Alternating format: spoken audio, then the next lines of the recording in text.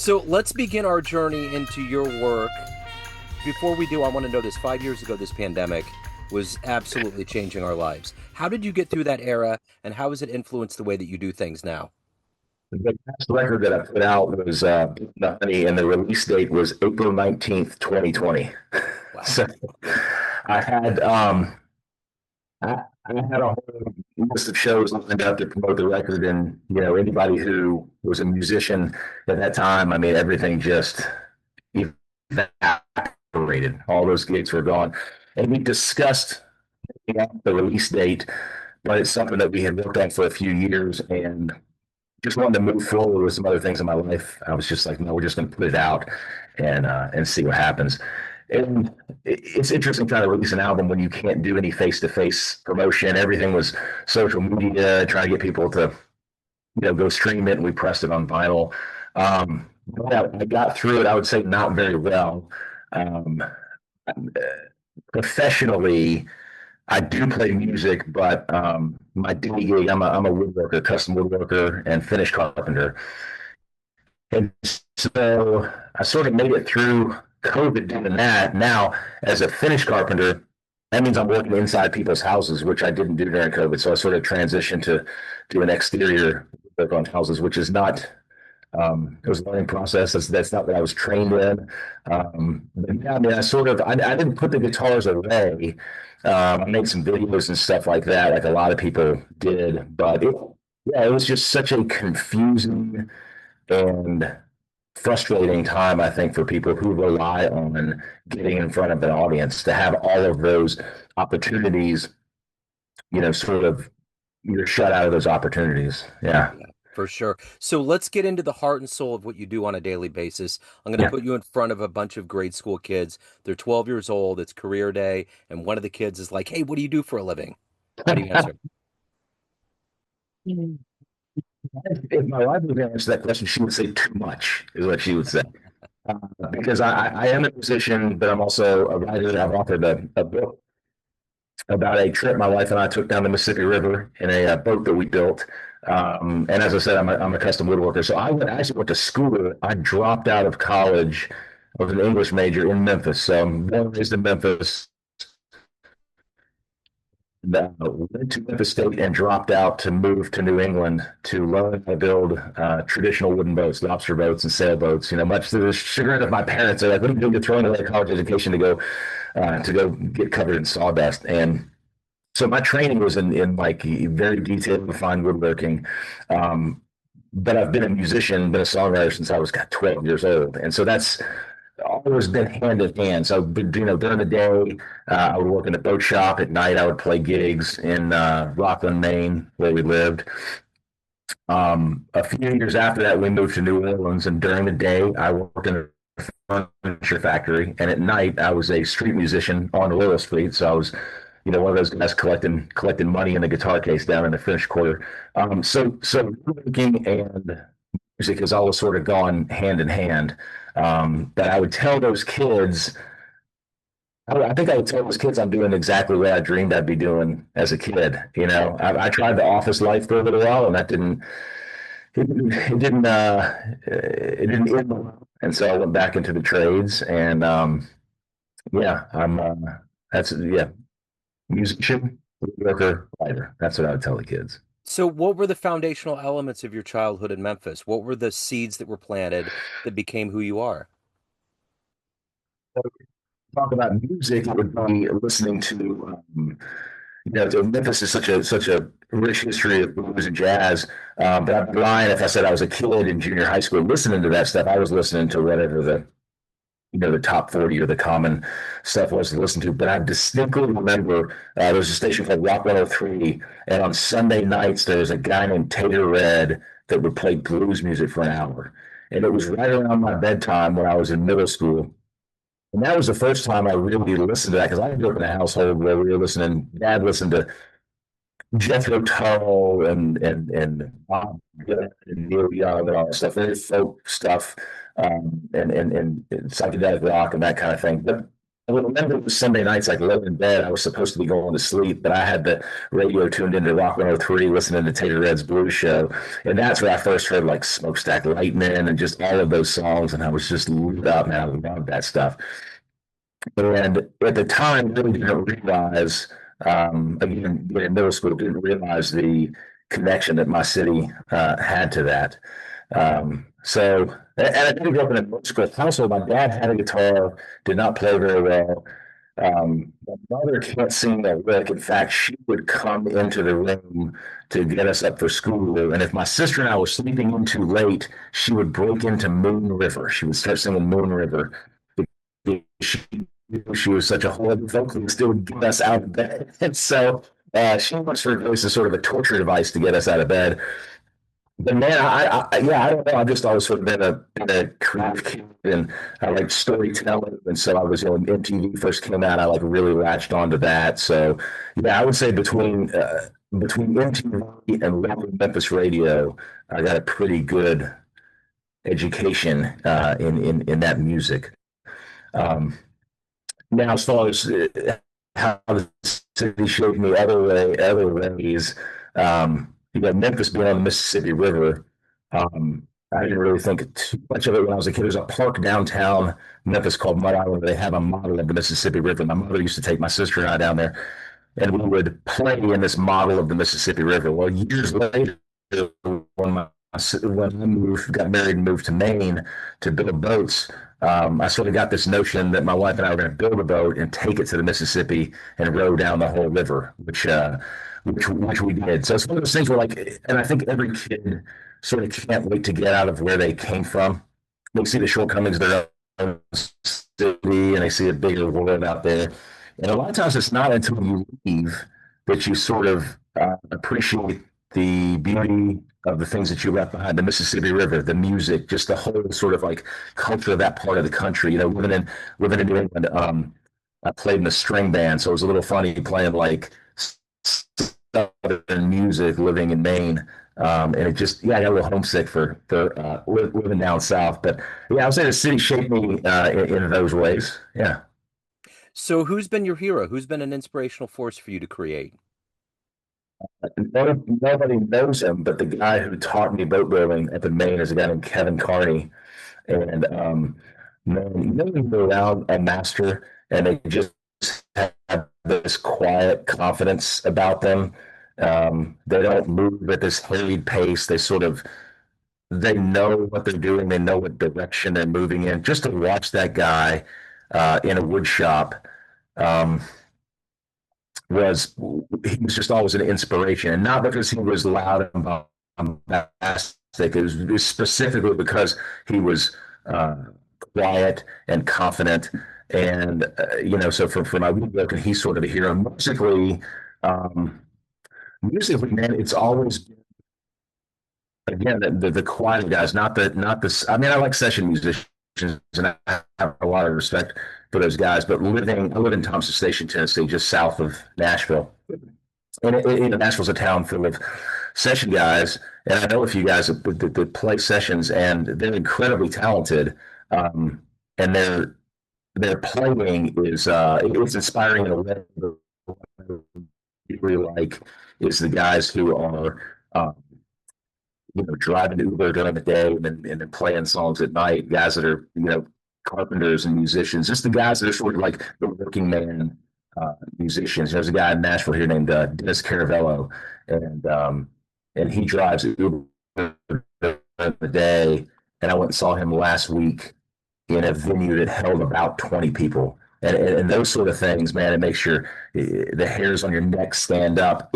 For me personally, if I'm in that sort of venue and that musician's connecting with the audience, that makes my hair stand up a whole lot more than going to an arena and seeing nostalgic, some nostalgia act, do their thing. And it has its place, but man, I really like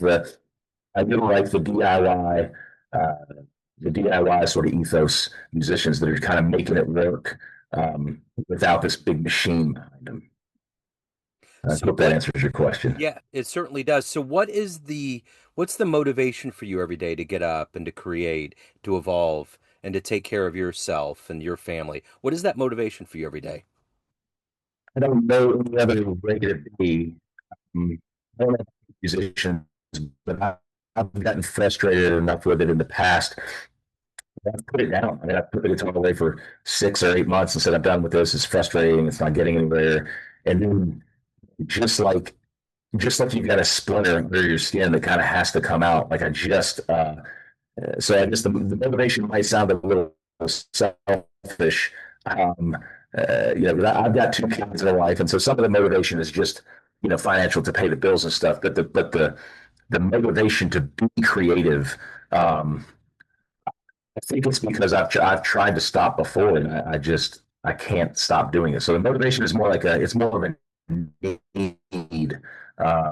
It doesn't take for me, it doesn't take a lot of discipline to do it because it's something that I want to do. It's something that I have to do, or else I don't feel complete. So those times when I put the guitar down, those times when I like quit writing, I just felt like a huge part of me was missing. And yeah, so the inspiration is just an inborn need to kind of do it. I just can't be without it, I guess. Yeah. What was one of the first live shows that you saw that really made an impression, that was really a shapeshifter for you? Oh, man. That's sort of a little bit of a metalhead early in high school, and the very first concert I ever went to was Megadeth, and Megadeth played this fairly small venue on Beale Street in Memphis called the New Daisy Theater. I think it might hold 700 people or something like that. And I had only seen people on MTV until that time. So, so famous musicians were just figures in the TV screen, and man, to see that band come out on stage, it was like this. It sounds ridiculous, but it was like this epiphany, like, oh my God, these are real people. And it just looked like giants up on stage. Because I don't think I've ever seen a famous person or been that close to them before. But of course, there's like a mosh pit down there, and I was down in the mosh pit as a ninth grader, so I was like 14 years old. And the thing that I remember that was a real shapeshifter for me was, my God, when I'm in my room, like listening to this on cassette, it's cool and I like it. But when you're in the room and you can feel, when you can feel the bass in your chest and everyone's pressing up against one another, just the visceral feelings, just the energy of it is entirely different than the experience of watching it on MTV or listening to it in your bedroom. So that seeing the show live for the first time was a real like, oh my God, this is another level of emotional connection with the music. So I can't say that I'm a huge Megadeth fan these days, but when you're hormonal and 14, that sort of angst is exactly what you need. Absolutely. So, as far as writing, what was one of the most important books you read growing up? Most important books. Man, I, I've always loved Mark Twain. Being a Memphis kid, I loved Tom Sawyer and those sort of things. I wasn't a huge reader until later in life, and then I'm a pretty voracious reader now. But I liked anything that I never liked the fantasy novels or any of that kind of stuff. I was never like a big Star Wars kid or anything. I always loved stories that seemed plausible, or stories that had sort of taken place in our past. Red Badge of Courage, a Civil War book. Like I liked those kind of things when I was a kid. Things that sort of harkened back to our history. And I never had designs really on being an author. I was always sort of a songwriter. I remember being 10 and 12 years old and like reading a poem from like a literature class or something, the English book at school, and I'd bring it home and I'd like try and put it to music, and then I'd get bored with those words and I'd try and sort of create my own song. So I mean, I wrote a lot of really bad songs when I was, 11, 12, 13 years old. And it's yeah, so I'm left-handed, and when I was 8 years old, I was walking around the house. I had listened to MTV, and I was playing a tennis racket. And my mother's like, I think we'll go get you a guitar. And so she went to Strings and Things in Memphis, and she went to give me a left-handed guitar. And the guy said, "Listen, does the kid know how to play guitar?" And she said, "No, not a, he plays a tennis racket." And he said, "Don't fool with the left-handed guitar. Get him a right-handed guitar. It'll be easier for him to find them in the future. If he goes to any room there's a guitar, it's going to be a right-handed guitar." So she bought me a right-handed guitar when I was 8 years old, and then, like I said, within 3 or 4 years, I was composing really terrible songs on that thing, and I've just never stopped. Right on. So, of everything that you've done in your life up to this point, everything you've evolved to, what are you the proudest of? But I'd have to say the book. In my writing. So my wife and I, we went down the Mississippi River from the headwaters in northern Minnesota down to the Gulf, which is 2,300 miles. It was a trip that was supposed to take 90 days. It ended up taking 16 years, which I get into in my book. But I had written songs all my life. And so I thought, well, those skills will transfer when I want to write this book. And I remember thinking, well, I can write a song in an afternoon. So this book probably shouldn't take more than a couple of months, maybe a year. And it was 3 years later that I still felt like I was running this marathon to try and get this thing done. And so I ended up publishing Cricket River last year, which is not, there's no music to it, but it's the story of building a boat and sort of trying to connect with who was a kid. It's about coming home, right down the Mississippi, the river that I sort of looked at and sort of, the places that I criticized as a kid, back in Memphis in the South and stuff, and then coming home was a huge part of that. So yeah, I would say the book. Um, and then musically, really proud of is I'm proud of the songs that I write, but being a woodworker, I like to build my own guitars too. So it's really satisfying for me to be able to play songs that I've written on instruments that I've built.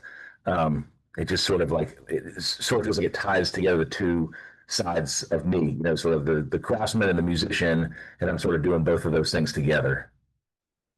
So, at the end of the day, everyone has a perception of you in all these different circles, family, friends, all of the fans of your music and your writing and everything that you do with woodworking, but you run the show. What's your perception of you? Who do you think you are?